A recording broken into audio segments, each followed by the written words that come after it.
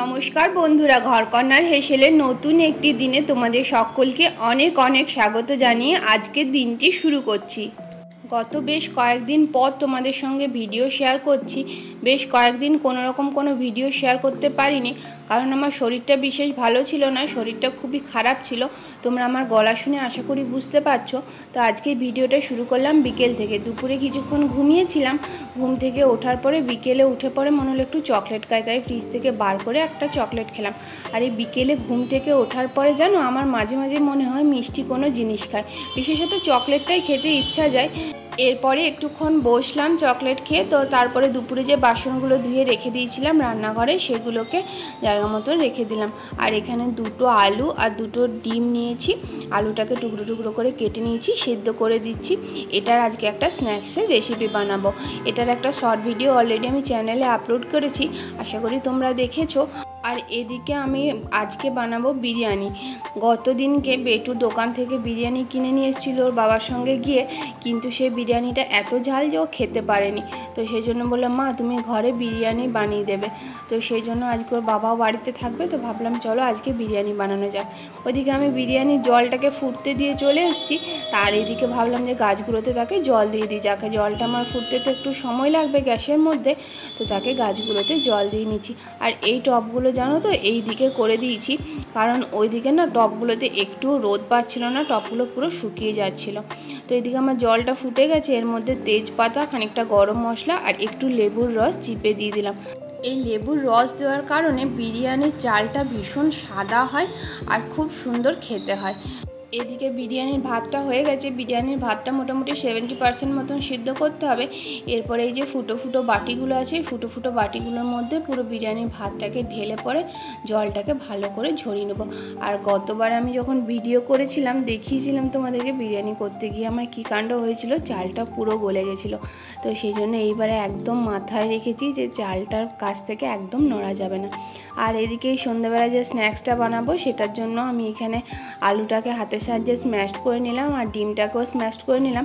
আর এখানে আমি একটা ব্রেডকে ভালো করে কুচিয়ে দিলাম। এরপরে এর মধ্যে পেঁয়াজ কুচি, লবণ আর সামান্য কর্নফ্লাওয়ার দিয়ে হাতের সাহায্যে ভালো করে সমস্ত কিছু মেখে নেব।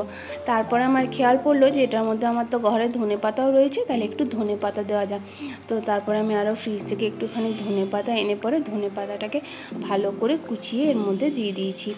তো তোমরা চাইলে ধনেপাতাটা একদম প্রথমেই দিয়ে দেবে, কারণ আমি ভুলে গেছিলাম, সেই জন্য পরে এখানে ধনেপাতাটাকে আমি পরে অ্যাড করলাম। আর এরপরে আমি এটাকে ভালো করে হাতের সাহায্যে মেখে গোল গোল শেপ দিয়ে নিচ্ছি। তোমরা যেমন খুশি শেপ দিতে পারো, তবে জানো তো এটা আমি ফার্স্ট টাইম বানালাম আর খেতে না দুর্দান্ত টেস্ট হয়েছিল। আমরা তো কয়েকটা খেয়েছি আর কয়েকটা বেঁচে গেছিলো, তো সেটা পিউকে দিয়েছিলাম। তো পিউ আবার আমাকে ফোন করে জিজ্ঞেস করে কি, দিদি এটা কীভাবে বানিয়েছো, কী সুন্দর খেতে হয়েছে। তো যাই হোক, এরপর দেখো এটাকে হাতের সাহায্যে আমি একটু কাটলেটের মতন লম্বা লম্বা শেপ দিয়ে নিচ্ছি। এটা গোল গোলও শেপ দেওয়া যায় বা তোমরা চাইলে চৌকোও শেপ দিতে পারো, যেমন খুশি ইচ্ছে মতন শেপ দেওয়া যায়। এরপরে এর মধ্যে আমি বেটুর দুটো বানিয়ে নিয়ে লঙ্কা কুচি অ্যাড করে দিচ্ছি। তোমাদের যদি বাড়িতে কোনো ছোট বাচ্চা না থাকে বা তোমরা যদি এরকমভাবে একবার বানাতে চাও, তাহলে একবারে লঙ্কাটাকে দিয়ে দিতে পারো। এরপরে সমস্ত কাটলেটগুলোকে আমি রেডি করে নিয়েছি। এরপরে ওই বাটিটা ধুয়ে ওর মধ্যে একটা ডিম ফেটিয়ে নিচ্ছি। এরপরে ওই কাটলেটগুলো একে একে ডিমের গোলায় ডোবাবো। আর এখানে আমি একটা প্লেটের মধ্যে নিয়ে নিয়েছি কিছুটা সিমুই। তো সিমুই দিয়ে পরে আমি ফার্স্ট টাইম বানালাম। এর আগে আমি অনেক কিছুই স্ন্যাক্স বানিয়েছি, সেটা মুড়ি গুঁড়ো দিয়ে বানিয়েছি বা ব্রেড ক্রাম্বস দিয়ে বানিয়েছি, তবে সিমুই দিয়ে ফার্স্ট টাইম বানালাম, কিন্তু খেতে দুর্দান্ত টেস্ট হয়েছিল। ব্রেড ক্রাম্বস বা মুড়ি গুঁড়োর থেকেও আমার তো সিমুইয়ের টেস্টটা জানি না কেন বেশি সুন্দর লাগলো। তো এরপরে দেখো এটাকে ডিমের গলায় ডুবিয়ে তারপরে সিমুইয়ের মধ্যে একটুখানি করে ডোবাবো। তারপরে এটাকে গরম তেলে একদম গরম গরম ভেজে নেব। আর এটা তোমরা চায়ের সঙ্গে খেতে পারো, এমনি শুধু মুখেও খেতে পারো, খেতে দুর্দান্ত লাগে। তো এখানে আমি সবগুলোকে একইভাবে বানিয়ে নিচ্ছি। আর এরকমভাবে আমি দুটো করে কোটিং দিয়েছি, মানে প্রথমে একবার ডিমের গলায় ডুবিয়ে তারপরে সিমুইয়ে ডুবিয়েছি, তারপরে আবার ডিমের গলায় ডুবিয়ে আবার সিমুইয়ে ডুবিয়েছি। এতে কি হয় জানো তো, বেশি আরও খুব সুন্দর ক্রিস্পি হয় জিনিসটা। আর যদি একবার ডোবাও তাহলে এই কোটিংটা খুলে যাওয়ার সম্ভাবনা থাকে। তো সেই জন্য আমি প্রতিটা কাটলেটকে এভাবে দুবার করে ডুবিয়েছি। আর যেহেতু ডিমের গোলাতে ডোবানো হচ্ছে, সেই জন্য সিমুই সিমুইটার মধ্যে যখনই ডোবাবে তখন একটু চিটচিটে মতন হয়ে যাবে।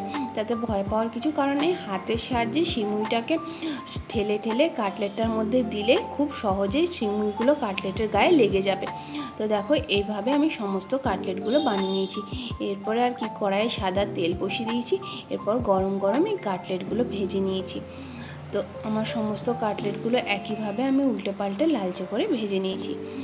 এবার এই কাটলেটগুলোকে তোমরা চাইলে সস দিয়ে খেতে পারো, বা শুধু মুখে খেতে পারো, বা চায়ের সঙ্গে খেতে পারো। খেতে দুর্দান্ত টেস্ট হয়েছিল।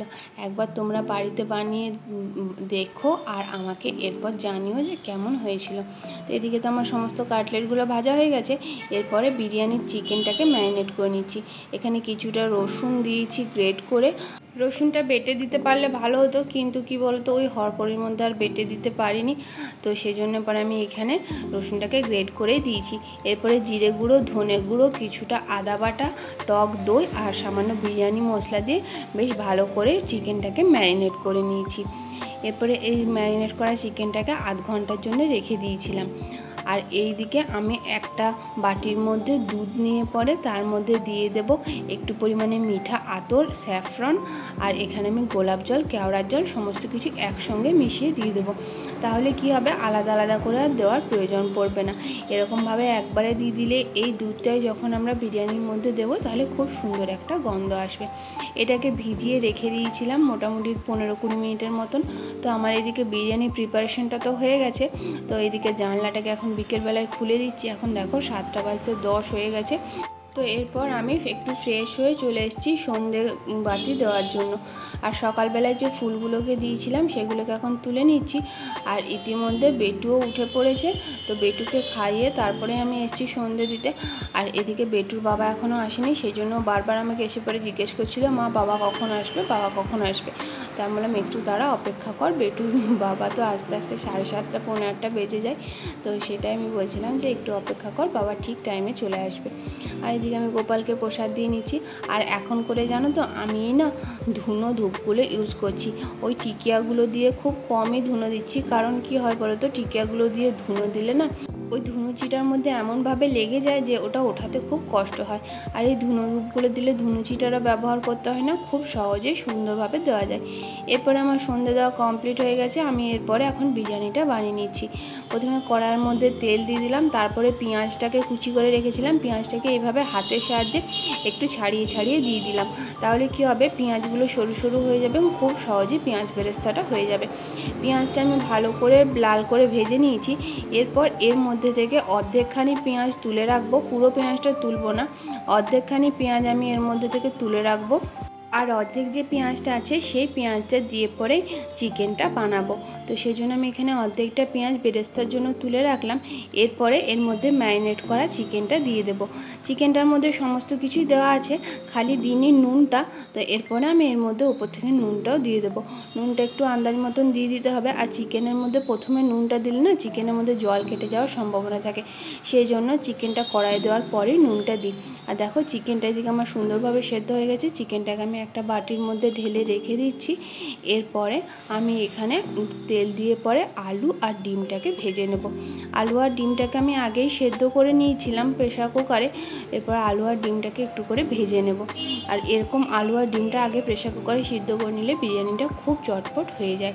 সমস্ত আলু ডিমটাকে আমি এখানে তুলে নিচ্ছি। আর এখানে না আমি একটাই ডিম দিয়েছি, তোমরা চাইলে বেশি পরিমাণেও ডিম দিতে পারো, কিন্তু আমি এখানে খুব বেশি একটা ডিমের ব্যবহার করিনি। কারণ যেহেতু তখন একটা হেভি স্ন্যাক্স খাওয়া হলো দেখলে, সেই জন্য আমি এখানে একটা ডিমকেই অর্ধেক করে ওপর থেকে জাস্ট ডেকোরেশনের জন্য দিয়েছিলাম। তো এখানে আমি ডিমটাকেও লাল করে ভেজে নিয়েছি।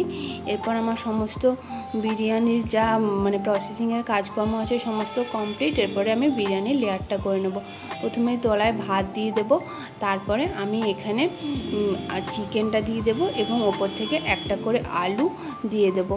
আর এরপরে আমি এর মধ্যে খানিকটা পেঁয়াজ বেরেস্তা ছড়িয়ে দেবো।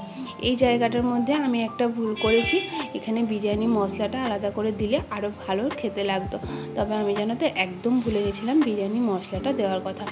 তো এরপরে আমি এখানে দেখো একটা আটার ডো নিয়েছি, আটার ডোটা নিয়ে কড়াইয়ের 4টে মুখকে 4ভাবে বেঁধে দিলাম, মানে 4টে দিককে ভালো করে বেঁধে দিলাম। এরপর এর মধ্যে একটা ভারী জিনিস চাপিয়ে দিয়েছি। আর বিরিয়ানিটা আমি এদিকে দমে বসিয়ে দিয়েছি, আর ইতিমধ্যে ওর বাবাও চলে এসছে। তো এদিকে আমাদের চা রেডি করে নিচ্ছি। আর আজকে চায়ের সঙ্গে এই কাটলেটটা খেয়ে পরে তো বাবা খুব খুশি হয়েছিল, আর আমারও যেন তো খেতে খুব ভালো লাগছিল।